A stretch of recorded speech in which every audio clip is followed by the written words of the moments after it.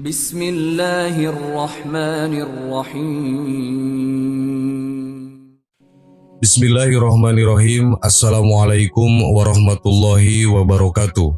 Sahabat yang beriman, ada 6 golongan orang yang didoakan Nabi Muhammad SAW agar mereka memperoleh syafaat. Hal ini sebagaimana yang diungkapkan Mahmud Al-Misri dalam buku Ensiklopedia Akhlak Nabi SAW. Berikut 6 golongan yang didoakan oleh Nabi Muhammad SAW tersebut. 1. Orang yang melaksanakan sholat sunnah. Nabi mendoakan orang-orang yang melaksanakan sholat sunnah 4 rakaat sebelum sholat asar. Hal ini sebagaimana hadis Nabi dari Abdullah bin Umar. An Ibnu Umar qala Rasulullah SAW rahimahullah amaro asolli qoblal asri arba'an. Semoga Allah merahmati seseorang yang melaksanakan sholat sunnah 4 rakaat sebelum asar. 2. Orang yang menjaga dan melindungi rakyat. Rasulullah SAW mendoakan orang yang menjaga dan melindungi rakyat, orang yang khawatir jika suami dan istrinya kelak masuk neraka, dan mereka yang melaksanakan perintah Allah Subhanahu wa Ta'ala serta menjauhi larangannya.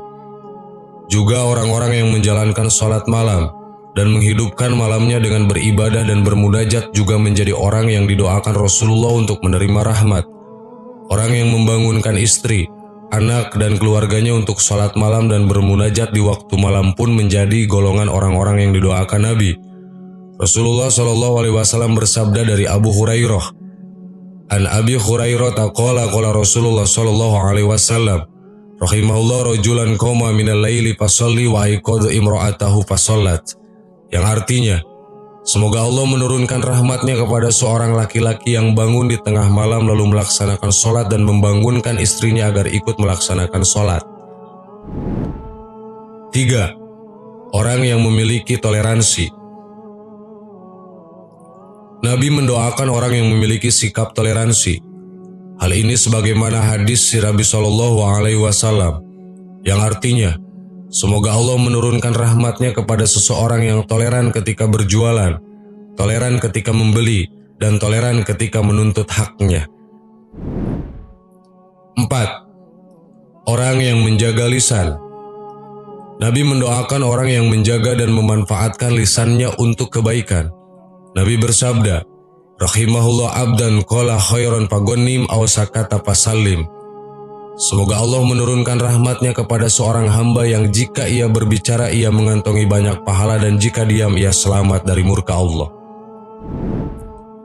5. Orang yang beribadah haji atau umroh. Nabi berdoa 3 kali agar orang yang melaksanakan ibadah haji atau umroh kemudian bertahalul dengan mencukur rambutnya agar mendapatkan rahmat. Nabi juga berdoa sekali agar orang yang bertahalul memotong sedikit rambutnya memperoleh rahmat. Rasulullah SAW bersabda yang artinya, semoga Allah merahmati orang-orang yang mencukur kepalanya atau bertahalul 3 kali. Semoga Allah merahmati orang-orang yang memotong sedikit rambutnya. 6. Orang yang berdoa untuk sahabatnya. Nabi juga pernah memanjatkan doa khusus untuk seorang sahabat. Syaidah Aisyah meriwayatkan bahwa suatu ketika Nabi Muhammad SAW mendengar bahwa salah seorang sahabat sedang membaca Al-Quran di dalam masjid. Beliau kemudian mendoakan sahabat tadi. Rasulullah SAW bersabda, semoga Allah merahmatinya karena dia mengingatkanku akan beberapa ayat di dalam Al-Quran yang terlupa olehku pada surat ini dan ini. Dalam riwayat lain, dijelaskan bahwa sahabat yang dimaksud adalah Abbad bin Abdullah. Hal ini sebagaimana riwayat berikut.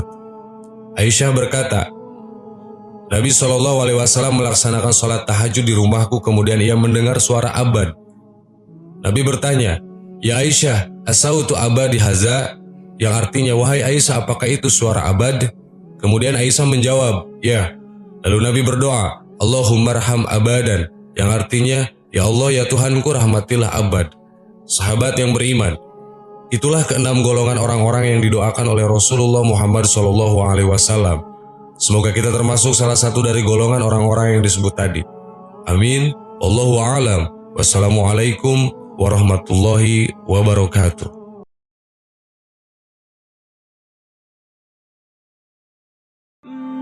Bismillahirrahmanirrahim. Assalamualaikum warahmatullahi wabarakatuh. Sahabat yang beriman, warisan menjadi suatu hal yang selalu menggiurkan bagi sebagian orang. Di dunia ini warisan identik dengan harta benda dari keluarga atau kerabat yang sudah meninggal dunia.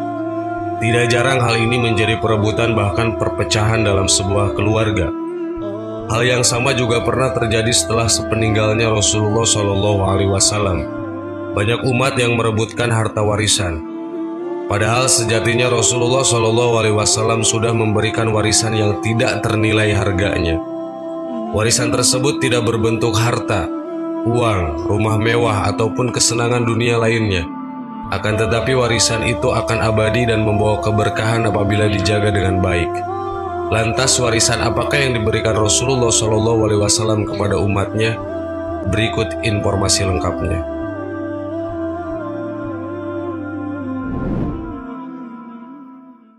1. Warisan sholat. Warisan pertama yang ditinggalkan oleh Rasulullah SAW untuk umatnya adalah sholat. Sholat merupakan ibadah yang paling utama di antara amalan-amalan kebaikan lainnya. Bahkan Allah Subhanahu wa Ta'ala menjadikan sholat sebagai tolak ukur dari segala amal ibadah lainnya. Bila baik sholat tersebut, maka baiklah amalan yang lainnya.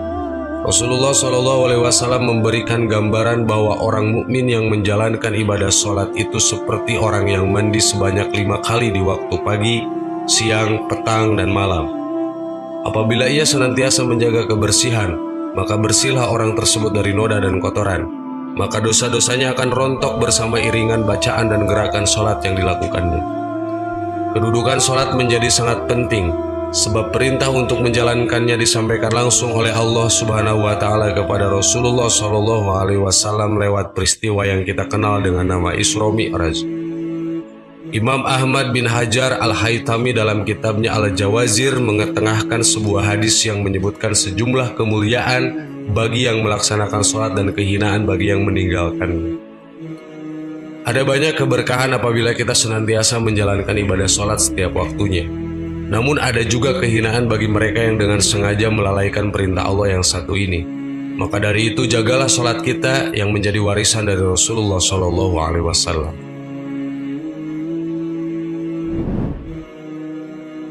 2. Warisan membaca Al-Quran. Warisan selanjutnya yang ditinggalkan oleh Rasulullah SAW adalah membaca Al-Quran. Al-Quran merupakan kitab yang diturunkan oleh Allah kepada Nabi Muhammad sebagai penyempurna kita terdahulu yang pada akhirnya dijadikan pedoman bagi kehidupan manusia. Di dalam Al-Quran berisi berbagai keterangan yang mencakup segala aspek kehidupan di dunia dan di akhirat. Maka dari itu penting bagi kita membaca, memahami, dan mengamalkan isi dari Al-Quran di dalam kehidupan sehari-hari. Akan tetapi pada saat ini banyak orang yang sudah melalaikan kebiasaan membaca Al-Quran. Mereka lebih senang menghafal lirik lagu dibandingkan melantunkan ayat Allah ini. Padahal sebenarnya kita harus fokus membaca Al-Quran karena akan mendapatkan kemuliaan dari Allah Subhanahu wa Ta'ala. Imam Abu Amr bin Salah dalam fatwanya yang mengatakan bahwa membaca Al-Quran merupakan sebuah kemuliaan yang dengannya Allah memuliakan manusia. Maka dari itu luangkanlah waktu untuk membaca dan memahami Al-Quran. Sebab Al-Quran menjadi warisan dari Rasulullah yang akan membimbing kita kepada jalan kebenaran. Rasulullah SAW bersabda, "Jika kalian menginginkan ilmu, maka sebarluaskan Al-Quran sebab di dalamnya tersimpan ilmu orang-orang terdahulu dan yang akan datang." 3. Warisan mengetahui status halal dan haram. Warisan terakhir yang diberikan oleh Rasulullah SAW menyangkut pengetahuan mengenai status halal dan haram. Warisan Rasulullah yang terakhir ini memberikan pengetahuan mengenai pentingnya bagi kita untuk mengenal status halal dan haramnya segala sesuatu, baik itu barang, makanan, ataupun amalan perbuatan yang dilakukan selama di dunia ini. Melakukan atau mengkonsumsi perkara yang halal akan menjadikan hidup menjadi lebih berkah dan lebih berbahagia. Berbeda halnya apabila orang tersebut selalu mengkonsumsi hal yang haram, maka neraka adalah tempat yang pantas baginya. Sahabat yang beriman, demikianlah informasi mengenai 3 warisan dari Rasulullah SAW yang jadikan hidup manusia lebih berkah apabila menjalankannya. Ketiga warisan ini harus senantiasa kita jaga sebaik mungkin agar mendatangkan kebahagiaan sejati baik di dunia maupun di akhirat kelak. Wallahu a'lam. Wassalamualaikum warahmatullahi wabarakatuh.